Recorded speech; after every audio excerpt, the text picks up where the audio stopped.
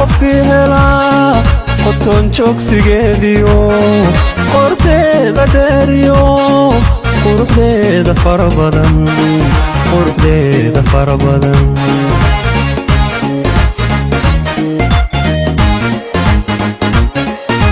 liibankii qayb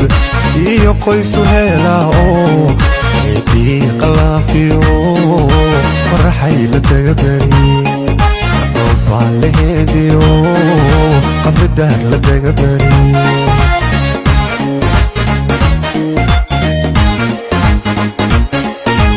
liibankii qayb iyo qoysu hela oo quruxdii hargeysiyo qardhawaayo kulalada qabridaar dhexdeediyo qoraxay la taga bari